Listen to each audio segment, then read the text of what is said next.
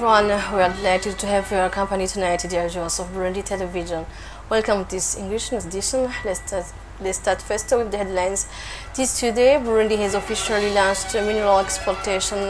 In fact, around 260 tons of different kinds of minerals have been shipped to China. The creation of Evariste Ndayishimiye, Burundi head of state, he also said that it is just the beginning of a large-scale export. And good news for sport fans, for football in particular. Inwara Stadium can now host event day and night. This Monday, the Intamba national team was doing its first preparations before its match with the Kenyan national team this Thursday.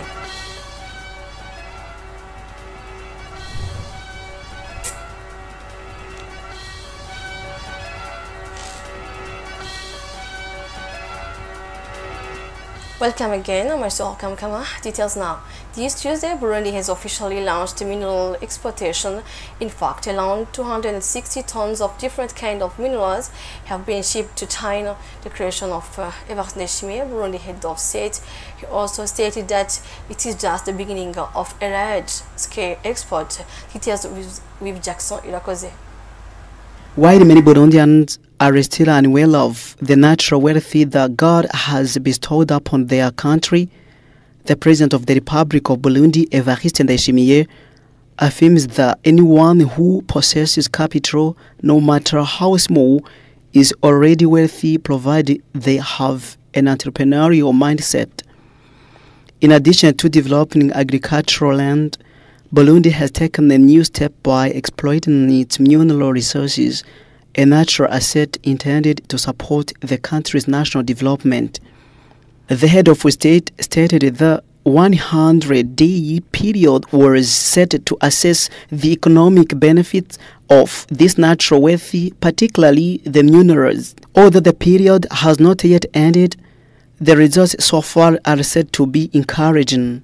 The president emphasized that the entire Burundian territory is rich in minerals and that their export will help generate foreign income, thus reducing the country's reliance on imports.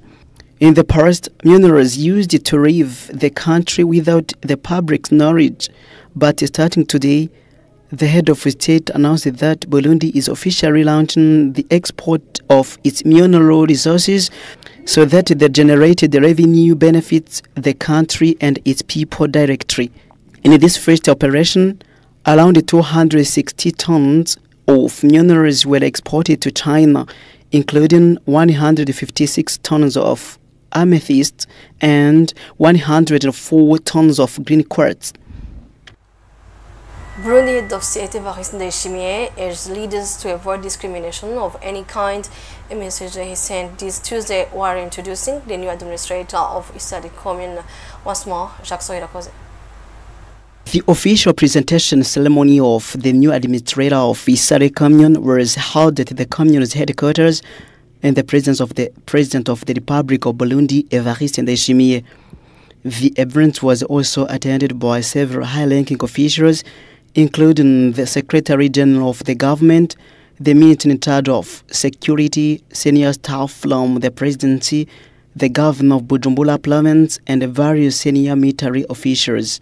In his welcome speech, the governor of Bujumbura province urged the population to strictly follow hidden measures to protect themselves against the cholera outbreak recently reported in the region. In his address, the President of the Republic encouraged citizens not to forget their past, to be aware of their future, and to recognize the invaluable wealth they hold within themselves.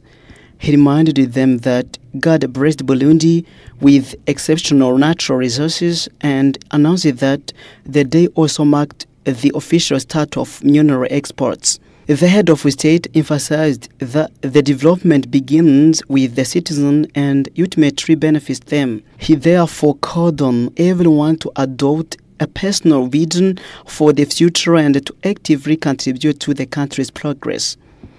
He further urged readers to abandon favoritism, stressing that a good reader is like a cook who serves everyone equally without discrimination. As he continues his tour across various communes of the country, the president encouraged commune administrators to regularly visit the zones under their authority. He noted that services that were once centralized must now be delivered locally closer to the people. After the ceremony of officially installing the new administrator of Isare Commune, Leonidas Ntilandekula, President Evariste Ndayishimiye also visited Rushubi Hill, where tomato seedlings are being propagated as part of the project funded by PAEG. And the Parliament met this Tuesday in a plenary session. The Prime Minister was the guest, so to give clarification on the report of implementing the work plan and annual budget for the second semester of 2024-2025 financial year. This report shows that tax revenues have reached a satisfactory realization rate. Details with Evariste Nyangolo. Before the newly elected National Assembly and Senate, the Prime Minister of the Republic of Burundi, Nestor Ntahontuye, presented a report on the achievements of the government during the second half of the 2024-2025 fiscal year. According to the report, tax revenues exceeded expectations, reaching more than 100% of the projected target. However, government borrowing from commercial banks and the central bank was very high, amounting to 183% of the forecast. The report also revealed that several planned projects such as the construction of hospitals, zone offices, and poverty roads were not completed. Among the questions raised by the members of the parliament and the senators was the issue of the delayed payments to coffee and maize producers. Regarding maize, the Prime Minister explained that over 95% of farmers had already been paid and that delays for the remaining few were due to the mismatches between the account details and farmers' names. He also gave explanation for the unpaid coffee farmers. The Speaker of the National Assembly concluded by commending the contents of the report and the clarification provided by the Prime Minister. And in its tower, the Peace Church has arrived this Monday in Bururi and the Lumonge commune in Burunga province. The Peace Church Association members have joined the local leaders in the construction of schools and a bridge in those communities. In sport news, it's a good news for sport fans, football in particular, as Intwari Stadium can now host events day and night. This Monday, the Intamba Murugamba national team was doing its first preparation before its match with the Kenyan national team. This Thursday, Murinda Jambo Joseph was there.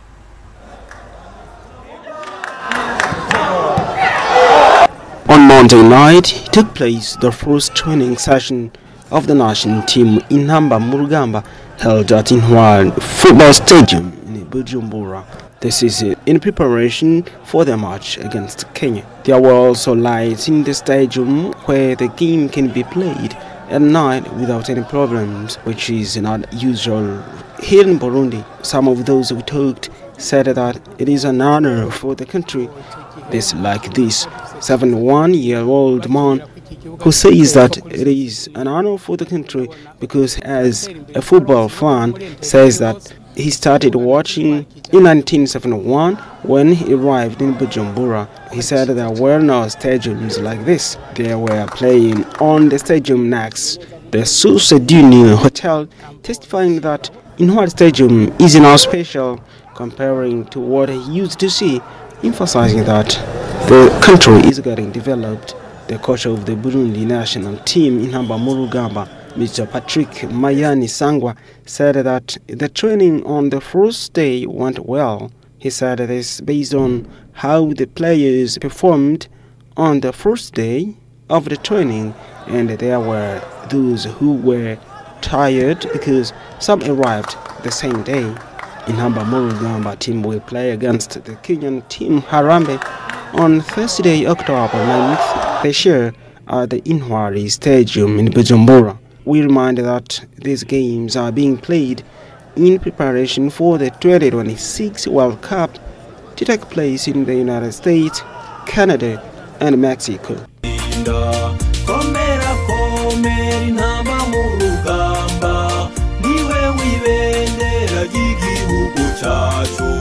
Komeza